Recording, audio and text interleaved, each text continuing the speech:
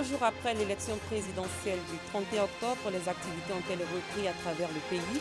Comment les populations ont-elles abordé cette journée du lundi? Nous aurons des réponses dans cette édition. La Toussaint, la fête de tous les saints, a été célébrée le 1er novembre 2020. Ici en Côte d'Ivoire, les paroisses se sont souvenues des défunts. Dans ce journal, nous verrons l'ambiance qui a régné lors de cette commémoration. Bonsoir, merci de suivre le 19h sur RTI 2. Le scrutin présidentiel s'est tenu le 31 octobre 2020 ici en Côte d'Ivoire, une journée consacrée au vote. 2 jours après ce processus, ce lundi 2 novembre, qu'en est-il de la reprise des activités dans le district d'Abidjan? Nos reporters Nousangaré, Joël Tralou et Pagasoro Kone de Madongui se sont rendus sur le terrain. Suivons leur constat. Commune commerciale à Djamé ce lundi 2 novembre s'est vidée de son monde habituel. Idriss, conducteur des minicars sur la ligne Adjamé-Riviera, peine à charger son véhicule. Voilà, comme ça, d'habituellement, alors comme ça, on peut même trouver que tu as fait au moins 10 voyages, souvent 11 voyages, mais à cause de l'état du pays, on n'arrive pas à comprendre. Bon, d'habituellement, alors comme ça, moi, je peux chez mon 10e voyage, souvent 11e voyage, mais au-delà, c'est maintenant que je vais chez 3e voyage. Certains usagers ont bravé la peur pour vaquer à leurs occupations les plus urgentes. Quand je sortais, j'ai eu un sentiment de peur parce que ce n'était pas les mêmes jours. Vous savez, ici, là, lundi, ici, là, il y a l'embouteillage, mais regardez, c'est calme. J'avais quelques contraintes administratives et donc je suis allé faire mes courses normalement. J'ai trouvé des gens en place. Il n'y avait pas grand monde, c'est vrai, parce que les gens ont peur. Et sinon, j'ai été reçu correctement et puis moi, je rentre chez moi. À la gare Rénal, toujours dans la commune d'Adjamé, cette gare abrite les compagnies de transport qui font la desserte des villes de l'intérieur du pays. La plupart des compagnies ont fermé leurs locaux, en témoignent ces images. Selon Adama Touré, président de la coordination nationale des gares routières de Côte d'Ivoire, cette fermeture fait suite à la situation qui prévaut dans le pays et est un manque à gagner pour les acteurs du secteur du transport. Nous sommes là, nos véhicules sont là, nos conducteurs sont là, ils sont prêts à travailler. Mais s'il n'y a pas de passagers, nous ne pouvons pas aller. Donc c'est vrai qu'avec ce qui est arrivé à nos cars et nos camions dans certaines communes, hors d'Abidjan, ça a forcément une répercussion sur la mobilité à Abidjan. Timide reprise ce lundi. Les commerces ouvriront très prochainement selon certains usagers pour satisfaire la clientèle.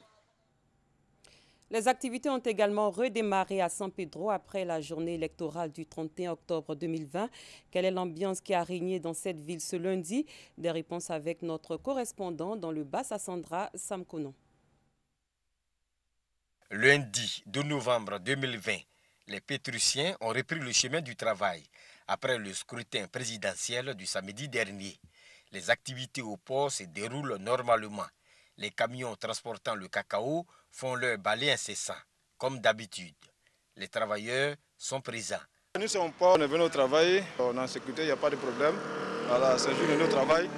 Dans l'administration, les agents sont à leur poste. Du côté de la gare routière, le trafic connaît son train-train habituel. Les taxis communaux sont visibles un peu partout, avec des klaxons. À Grand Milieu, tout va bien ici, on roule comme d'habitude, il n'y a rien de grave, on roule normalement, comme il se doit. Les marchés, les commerces, les boutiques, les grandes surfaces et les magasins sont également ouverts. Tout se passe bien, tout est calme. Je suis arrivé ici à 9h, j'ai envoyé ma marchandise, tout est calme, tout se passe bien. Nous on a ouvert, les gens viennent un peu lentement quoi. Il est midi, c'est l'heure de la pause. La rue des Maquis, située au quartier Lac, connaît son ambiance de tous les jours. Les maquis et restaurants sont pris d'assaut par les travailleurs. Quoi de plus normal? Il faut reprendre des forces, surtout revenant d'un week-end. Autre chose à présent, l'échafaudage d'un immeuble R+3 en réhabilitation s'est effondré ce matin dans le quartier d'Abobo-Baoulé au nord d'Abidjan. Le bilan fait état de plusieurs victimes. Il s'agirait de personnes qui travaillaient sur le site de cet immeuble en rénovation. Selon des riverains, c'est la deuxième fois qu'un tel fait se produit sur le même bâtiment. Sur les lieux, certains agents du ministère de la Construction et de l'Urbanisme sont venus aussi constater les faits.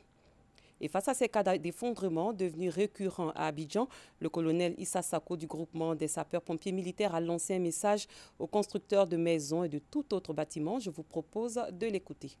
Ce matin, vers peu après 7 heures, on a été appelé. On a envoyé l'ambulance qui est prépositionnée au 22e sur les lieux à Bobo Baoulé. Et le chef d'agré nous a rendu compte qu'il s'agissait en fait d'un échafaudage qui s'est effondré sur des travailleurs, sur un site où il y avait des travaux. Et le bilan a fait état de 3 victimes, dont 2 qui ont été déclarées décédées sur le site. Et la 3e victime blessée a été évacuée par nos soins à l'hôpital militaire d'Abidjan. La construction, c'est l'affaire des professionnels. Il y a des gens qui sont formés pour ça, qui connaissent les mesures de sécurité. Et ce sont ces gens-là qui doivent construire. Mais malheureusement, chez nous, c'est devenu une affaire de tâcherons. Alors que la sécurité est vivement engagée sur ce type de travaux, surtout lorsqu'on travaille en hauteur. Et ce sont malheureusement ces cas-là qui sont de plus en plus récurrents et ça entraîne les dégâts que nous constatons. La Toussaint, fête catholique célébrée le 1er novembre au cours de laquelle l'Église catholique honore tous les saints connus et inconnus. La Toussaint donc c'était hier. Aujourd'hui 2 novembre, place à la commémoration des défunts. Ici à Abidjan, diverses paroisses ont rendu visite aux défunts pour le repos de leurs âmes. Un moment symbolique pour les chrétiens qui se souviennent ainsi de leurs parents, amis et connaissances décédés. Nous y reviendrons dans nos prochaines éditions. En cette période électorale, parlons éducation plutôt. L'ONG Élite d'Afrique de l'Ouest a soulagé des enfants de familles démunies dans 3 écoles du département de Tengrila. Elle leur a offert 1500 kits scolaires. Cette organisation internationale a également apporté une technique à la sous-préfecture de Tengrila pour la soutenir dans le traitement de la demande d'extrait de naissance des enfants. Mamadou Kwasi. Les parents d'élèves du département de Tengrila sont soulagés. 1500 élèves issus de familles défavorisées reçoivent des kits scolaires, des kits constitués de livres, de cahiers, de stylos et bien d'autres, le tout d'une valeur de 5 millions de francs CFA.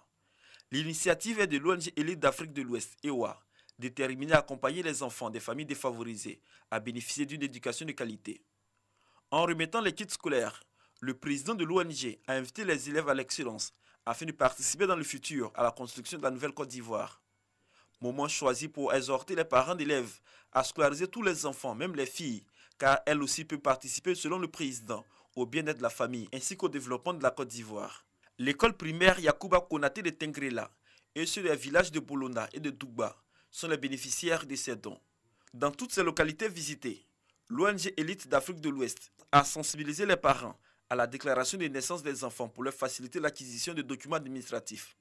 Et pour accompagner la sous-préfecture de Tengrila dans l'édition de ces actes de naissance, l'ONG EWA offre du matériel informatique, du matériel pour accélérer les procédures administratives et la qualité du travail. Les bénéficiaires de ces dons se réjouissent de l'appui de l'ONG EWA pour le bien-être des populations du département de Tengrila. Un bon usage a été promis par les bénéficiaires pour faire de l'excellence une réalité dans la région de la Bagoué. Avant ces différents dons, l'ONG EWA a formé les jeunes sur l'élaboration de projets générateurs de revenus. Rendons-nous à Bouaké, précisément au quartier Nembo, où s'est déroulée une opération d'assainissement. C'est une initiative de l'ONG Ngboado en collaboration avec le Club des Amis de l'Environnement. Thème de l'activité, voisins solidaires dans un environnement sain et agréable. Djeneba Ouattara. L'ONG Ngboado fait de la salubrité son cheval de bataille. Cette organisation non gouvernementale qui œuvre dans le domaine des droits humains en collaboration avec le Club des Amis de l'Environnement, mène depuis le mois d'août dans les quartiers de Bouaké des actions citoyennes dénommées « Voisins solidaires dans un environnement sain et agréable ». 3e étape de cette activité, le quartier Nembo. De la zone du district de police, de l'ancienne BCAO en passant par l'esplanade des 100 logements et de lui-même ex-EECI, tout a été assaini. Il est question de prôner la cohésion sociale à travers cette action. Ici, on a décidé d'élargir le concept de voisinage au fait qu'on n'est pas seulement voisins parce que nous habitons le même secteur, mais nous pouvons venir de part et d'autre. Tous ces jeunes qui sont en train de travailler viennent de divers horizons, de divers quartiers. Et ici, on ne voit ni de coloration politique, ni de coloration religieuse. Nous sommes tous unis pour une seule et même cause, l'environnement et la paix. L'opération Salubrité a bénéficié du soutien des responsables du district de police qui saluent l'engagement des jeunes. La propriété, c'est un bien commun, c'est l'affaire de tous et la propriété aussi, c'est synonyme de la santé. Nous souhaitons vraiment une longue vie à cette initiative pour que la ville de Bouaké soit vraiment un cadre enchanteur, une cité qui va attirer vraiment tous les Ivoiriens. D'autres quartiers de la commune de Bouaké sont visés par cette action citoyenne qui renseigne le cadre de vie des populations. Prochaine étape, les quartiers Broukro et Oufouetteville. À l'étranger, 3 hommes armés ont réussi à pénétrer dans l'enceinte de l'université de Kaboul ce lundi matin lors d'une foire aux livres iranien. Au moins 25 personnes ont été tuées ou blessées. La semaine dernière, au moins 24 personnes, des étudiants pour la plupart, ont péri dans un attentat suicide contre un centre éducatif dans l'ouest de Kaboul, revendiqué par le groupe État islamique. En 2018, l'université de Kaboul avait déjà subi un attentat suicide revendiqué par l'AIL. Il avait tué des dizaines de personnes, surtout des adolescents. 2 ans plus tôt, l'attaque de l'université américaine de Kaboul avait fait 16 morts. Loin de l'Afghanistan, nous ne sommes plus qu'à un jour de la présidentielle américaine. Les 2 candidats en lice peaufinent leur campagne. Le président américain Donald Trump tente de rattraper son retard face à son rival Joe Biden en multipliant les meetings dans les États pivots. Son mot d'ordre, sortez et votez. Le candidat démocrate à la présidentielle américaine, Joe Biden, lui, fait campagne aux côtés de l'ancien président Barack Obama à Flint, petite ville du Michigan, frappée depuis des années par une crise d'eau contaminée au plomb dans la dernière ligne droite avant l'élection mardi.